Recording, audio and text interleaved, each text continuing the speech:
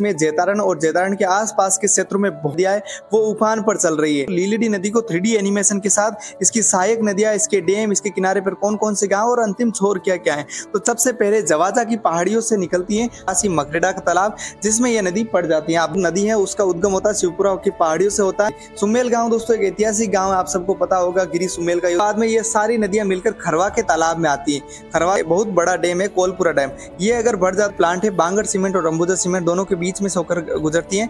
और अगला जो गांव आता है वो आता है टुकड़ा, टुकड़गढ़ गांव। बांध 25 वर्षों के बाद में ये बांध भरा है, प्रसिद्ध मंदिर है, उसके पास में से होकर ये नदी निकलती है। और यहाँ पर मोहराई ग्राम पंचायत में बन जाता है ये त्रिवेणी संगम, जो कि जैतारण ही नहीं पूरे ब्यावर जिले का। और जैतारण और बांजागुड़ी के बीच में ये ब्रिज है, वो दोनों की ये नदी दोनों का संगम होने के बाद में आगे की ओर चल जाती है। बताया जाता है कि 7 से 8 किलोमीटर लंबा ये बांध है। Ladies and gentlemen, are you ready? नमस्कार दोस्तों, मैं शक्ति सिंह राजपुरोहित आप सभी का स्वागत करता हूं आप ही के अपने YouTube चैनल आपनो जैतारण में। दोस्तों इस साल वर्ष 2024 में जैतारण और जैतारण के आसपास के क्षेत्रों में बहुत ज़्यादा बारिश हुई है, जिसके कारण दोस्तों सारी जो यहाँ की नदियाँ हैं, छोटी छोटी नदियाँ हैं, वो उफान पर चल रही है। और उसके बाद में दोस्तों हमने भी काफ़ी वीडियो बनाए जिसमें हमने लीलड़ी नदी के बारे में बताया, जो कि जैतारण की सबसे मुख्य नदी है। तो उसके बारे में लोगों के मन में जिज्ञासा ये कि आखिर ये लीलड़ी नदी का उद्गम कहाँ से होता है, इसके ऊपर कौन कौन से बांध बने हुए हैं, इन किन किन गांवों से निकलती हैं और आखिर ये कहां तक पहुंचती हैं। तो दोस्तों जिज्ञासा को देखते हुए हमने एक वीडियो बनाने की सोची है। तो इस वीडियो में आप देखेंगे दोस्तों लीलड़ी नदी को 3D एनिमेशन के साथ, इसकी सहायक नदियां, इसके डैम, इसके किनारे पर कौन कौन से गांव और अंतिम छोर क्या क्या है। तो चलिए दोस्तों इस वीडियो को शुरू करते हैं। तो सबसे पहले हम लीलड़ी नदी को देखते हैं 3D एनिमेशन के साथ। आप हमारे पीछे देख सकते हो दोस्तों, लीलड़ी नदी सबसे पहले जवाजा की पहाड़ियों से निकलती है। छोटी छोटी नदियां मिलकर एक नदी का उद्गम होता है लीलड़ी नदी, जो कि जवाजा से शुरू होती है। उसके बाद में अनेक गांवों को क्रॉस करते हुए आप देख सकते हो ब्यावर शहर के अंदर ये प्रवेश कर जाती है। और ब्यावर शहर के अंदर जाने के बाद में थोड़ा ही दूर स्थित है ब्यावर के पास ही मकरेड़ा का तालाब, जिसमें यह नदी पड़ जाती है। आप देख सकते हो मकरेड़ा के तालाब में ये नदी आ चुकी है। इसके अलावा दोस्तों मकरेड़ा के तालाब से ये नदी, मकरेड़ा के तालाब को पूरा भरने के बाद में आगे की ओर ये नदी चलेगी। लेकिन उस मकरेड़ा के तालाब में और 2 छोटी छोटी नदी आती हैं, तो उनके बारे में भी आपको बता देते हैं। तो सबसे पहले देखिए दोस्तों, दूसरी जो नदी आती है वो शिवपुरा घाटा से आती है। तो चलिए मैप पर देखते हैं। तो शिवपुरा घाटा से जो नदी है उसका उद्गम होता है शिवपुरा की पहाड़ियों से होता है। उसके बाद में दोस्तों सबसे पहले ये बायला के तालाब में गिरती है। तो बायला का जो तालाब होता है उसको भरती है। उसको भरने के बाद में आगे की ओर ये नदी रवाना होती है। फिर दोस्तों बलाड रोड के तालाब को भरती है, जो कि ब्यावर के एकदम पास है। देखिए दोस्तों बलाड रोड के तालाब को भी पूरा भर दिया है। और उसके बाद में ये नदी फिर से रवाना हो चुकी है। अब ये ब्यावर शहर के अंदर पहुंच चुकी है। और ब्यावर शहर का सबसे बड़ा तालाब बिचड़ली तालाब, जो कि दोस्तों ब्यावर के शहर के पानी से भरता है, उसके बाद में ये भी इस नदी में मिल जाता है। और फिर ये नदी आगे चालू हो जाती है और लीलड़ी नदी के अंदर मिल जाती है ब्यावर शहर के अंदर। फिर ये दोनों मिलके दोस्तों मकरेड़ा के तालाब में ये पानी जाता है। इसके अलावा बात करें दोस्तों, एक और छोटी नदी आती है जो ब्यावर के काना खेड़ा वगैरह जो गांव है उस साइड से आती है। लगभग 10 से 15 किलोमीटर का सफर ये भी तय करती है। उसके बाद में रेलवे ब्रिज के नीचे से होकर ये नदी डायरेक्ट मकरेड़ा के तालाब में गिर जाती है। तो दोस्तों ये छोटी छोटी नदियां मिलकर मकरेड़ा के तालाब को भर देती हैं। उसके बाद में वर्ष 2024 में इस बार मकरेड़ा का तालाब भर चुका है। और उसके बाद में दोस्तों मकरेड़ा तालाब की चादर चलनी शुरू हो जाती है। और फिर ये नदी आगे की ओर रवाना हो जाती है मारवाड़ की तरफ। तो अब देखिए दोस्तों मकरेड़ा का जो तालाब है आप मैप के जरिए देखिए भर चुका है। उसके बाद में सबसे पहला इसका गांव आएगा ब्यावर खास, जिसे हम पुरानी ब्यावर भी कहते हैं। और इसको दोस्तों इसके पास से होकर गुजरती है। उसके बाद में अगला गांव आता है गोपालपुरा।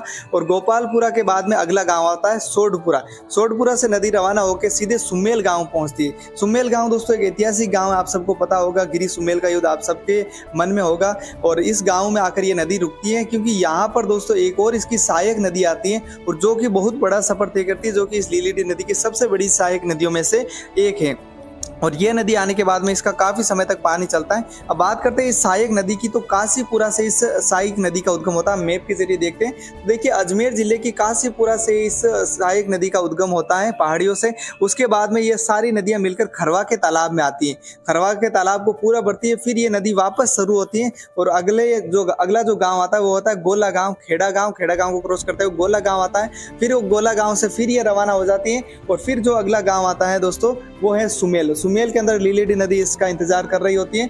और इस बार भी दोस्तों ये नदी चल गई है। तो ये नदी का जो पानी है वो लीली नदी में सुमेल के पास मिल जाता है। तो दोस्तों सुमेल तक ये दोनों नदियां आ चुकी हैं। अब सुमेल से फिर ये नदी रवाना होगी, तो चलिए हम देखते हैं। तो देखिए दोस्तों सुमेल में ये दोनों नदियां फिर रवाना हो चुकी है। तो अगला गांव आता है दोस्तों पिलपाया। पिलपाया के बाद में दोस्तों अगला गाना आता है पिपलाया के बाद में अगला जो गाँव आता है वो आता है दोस्तों प्रतापगढ़, जहाँ पर मुख्य युद्ध हुआ था। और मोहरा कला आता है इसके बाद में। मोहरा कला के बाद में दोस्तों अगला गाँव जो आता है वो है कोलपुरा। और यहाँ पर बना हुआ है कोलपुरा डैम, बाबरा डैम। यहाँ पर नदी आती है और काफ़ी दिनों तक इस डैम को भरा जाता है। ये भी बहुत बड़ा डैम है, जैतारण क्षेत्र का बहुत बड़ा डैम है कोलपुरा डैम।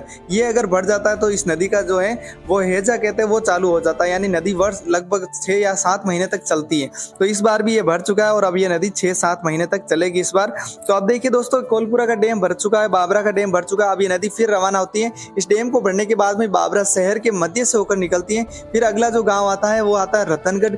रतनगढ़ के बाद में करनोस जो कि अपना पिसागंज ब्लॉक में पड़ता है, उसके करीब से होकर निकलती है। उसके बाद में अगला जो गांव आता है वो है पालियावास, रास तहसील, जैतारण तहसील का। और उसके बाद में जो अगला गांव आता है वो है रास। तो देख सकते हैं आप दोस्तों रास में ये नदी एंटर कर चुकी है। और उसके बाद में 2 प्लांटों के बीच में से होकर ये निकलती हैं, जो कि है सीमेंट के बड़े बड़े प्लांट है, बांगड़ सीमेंट और अंबुजा सीमेंट, दोनों के बीच में से होकर गुजरती हैं। केसरपुरा गांव आता है बीच में। उसके बाद में पाटन गांव आपको देखने को मिलता है।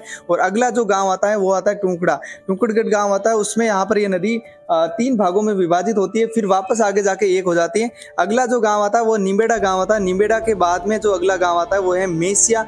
मेसिया के बाद में दोस्तों अब सबसे इंपॉर्टेंट चीज आएगी, दागला गांव आएगा। दागला गांव में दोस्तों इसमें 2 नदियां और सहायक नदी आके मिलेगी और बनेगा जैतारण का त्रिवेणी संगम। जैतारण नहीं बल्कि पूरे ब्यावर जिले का एकमात्र त्रिवेणी संगम है ये। तो चलिए इस संगम को देखते हैं। मोहराई ग्राम पंचायत में दागला गांव आता है और इसके पास में ये त्रिवेणी संगम होता है। तो अब चलिए दोस्तों इनकी जो दोनों सहायक नदियां वो बहुत बड़ी है। इन दोनों सहायक नदियों को देखते हैं। एक तो गिरी की नदी और एक है बिराटिया की नदी। तो सबसे पहले देखते हैं गिरी की नदी को। तो सबसे पहले गिरी की नदी का उद्गम होता है चांग की पहाड़ियों से, चित्तार की पहाड़ियों से। यहाँ से उद्गम होने के बाद में ये अनेकों गांवों का सफर तय करती है, जैसे कि सोडपुरा, नानना, रेलड़ा। इन गांवों का सफर तय करने के बाद में ये नदी आकर मिलती है गिरी नंदाबाद में। और गिरी नंदाबाद में इसके अलावा भी 2 छोटी नदियां और आती हैं।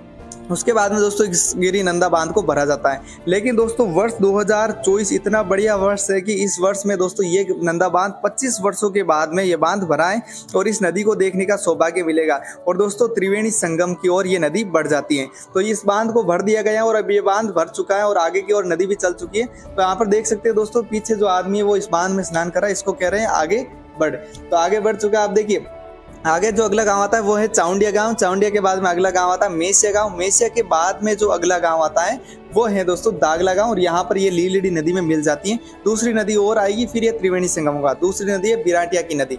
चलिए दोस्तों अब हम बिराटिया की नदी को देखते हैं। तो सबसे पहले देखिए बिराटिया की नदी है वो नीलकंठ की पहाड़ियों से निकलती है। और नीलकंठ जो कि ब्यावर में फेमस एक मंदिर है, आप देख सकते हो। वहाँ के झरने से वहाँ की नदी यहाँ से शुरू होती है। उसके बाद में ये सेंदड़ा गाँव में जाती है, आप देख सकते हो। सेंदड़ा गाँव में जाने के बाद में मानपुरा गाँव में जाती है।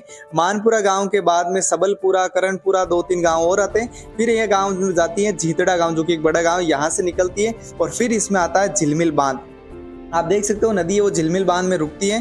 झिलमिल बांध को पूरा भरती है। अगर ये झिलमिल बांध भरता है तो इस नदी का हैजा भी है वो लगभग 5 महीने तक चलता है। और बिराटिया आगे अगला जो गांव है वो देख सकते हैं दोस्तों बिराटिया आ चुका है। बिराटिया रामदेव जी का प्रसिद्ध मंदिर है, उसके पास में से होकर ये नदी निकलती है। फिर अगला जो गाँव है वो यहाँ पर आता है हाजीवास। उसके बाद में अगला जो गाँव आता है वो है धुलकोट। और धुलकोट के बाद में ये मेसिया के करीब होती हुई फिर ये दागला में चली जाती है, जो कि मोहराई ग्राम पंचायत का गाँव है। और यहाँ पर मोहराई ग्राम पंचायत में बन जाता है ये त्रिवेणी संगम, जो कि जैतारण ही नहीं पूरे ब्यावर जिले का और मैं मानूं तो पूरे पश्चिमी राजस्थान का एकमात्र त्रिवेणी संगम ये होने वाला है, जो कि वर्ष 2024 में दिख रहा है। आप हमारे आने वाले आगे वीडियो में देखेंगे त्रिवेणी संगम हम ड्रोन शूट के जरिए भी बताएंगे और ऐसे भी जाके बताएंगे। तो आप हमारे चैनल को सब्सक्राइब करके चैनल के साथ जुड़ जाइए। अब देखिए दोस्तों त्रिवेणी संगम हो चुका है। अब आगे की ओर नदी रवाना होगी। तो देखिए त्रिवेणी संगम दागला में होने के बाद में ये नदी है वो वापस शुरू हो चुकी है और मोहराई गाँव जाएगी। चामुंडा माता के मंदिर के एकदम पीछे से होकर, जो कि फेमस एक मंदिर है, उसके पीछे से होकर ये नदी निकलती है। उसके बाद में ये समुखी गाँव के भी एकदम करीब से होकर गुजरेगी इस साइड में।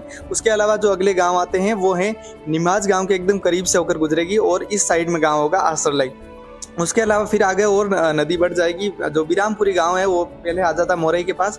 इसके बाद में नदी आगे बढ़ने के बाद में खेड़ा महाराजपुरा और फूलमाल गांव के बीच में पास में से होकर गुजरेगी और लासनी गांव एक साइड में और हो जाएगा। उसके बाद में दोस्तों पिपलिया और तालकिया गांव के पास में से ये नदी होकर नदी गुजरेगी। उसके अलावा दोस्तों इंपॉर्टेंट गांव आ गया बांजागुड़ी। बांजागुड़ी में दोस्तों बहुत ज़्यादा टूरिस्ट इस समय जो है मौजूद है। बहुत ज़्यादा टूरिस्ट इसको देख रहे हैं क्योंकि वहाँ पर बड़ा ब्रिज बना हुआ है और जेतारण और बांजागुड़ी के बीच में ब्रिज है और दोनों के बीच में होकर ये नदी निकलती है। इसके अलावा जो अगला गांव है वो अगला गांव आता है दोस्तों ठाकरावास। ठाकरावास के अगला जो गांव है मालपुरी आता है, बिरोल आता है और बिरोल आने के बाद में दोस्तों ये नदी पहुंच जाती है निम्बोल में और बिकरलाई में। निम्बोल और बिकरलाई में पहुंचने के बाद में इसका जो सामना होता है वो लूनी नदी के साथ होता है। लेकिन दोस्तों दुर्भाग्य की बात है कि पिछले 45 वर्षों में लूनी नदी नहीं आई है तो ये संगम देखने को नहीं मिला है। लेकिन 45 वर्षों के बाद में 2024 वर्ष में इस बार ये लूनी नदी भी आ चुकी है और दोनों नदियों का संगम इस वर्ष हम देख रहे हैं। तो आप हमारी स्क्रीन पर देख रहे हो कि दोनों नदियों का संगम इस साल हुआ है जो कि बिकरलाई और निम्बोल के बीच में होता है।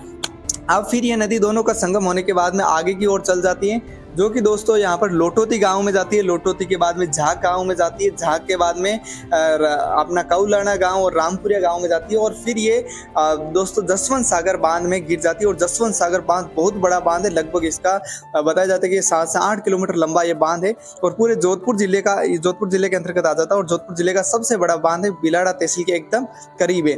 और ये बांध दोस्तों भरने के बाद में ये नदी है वो आगे बालोतरा होते हुए, जोधपुर होते हुए, बालोतरा होते हुए गुजरात के कच्छ के रण तक जाती है। तो ये सौभाग्य इस बार प्राप्त हो रहा है कि ये पिचिया जो आपको बांध दिख रहा है, जसवंत सागर जो आपको बांध दिख रहा है, ये भी इस साल भर चुका वर्ष 2024 में, जो कि लगभग 17 सालों के बाद में भरा है। तो यहाँ पर दोस्तों ये बांध भी भर चुका है। तो दोस्तों आपने देखा है लीलड़ी नदी को पूरा 3D एनिमेशन के साथ। आपको ये वीडियो कैसा लगा है कमेंट बॉक्स में जरूर बताइए। ऐसे ही वीडियो दोस्तों आपके हमारे और चैनल पर आते रहेंगे, तो आप चैनल को सब्सक्राइब कीजिए और जेतारण के सभी लोगों तक और आसपास के सभी लोगों तक इस वीडियो को शेयर जरूर कर देवे। धन्यवाद।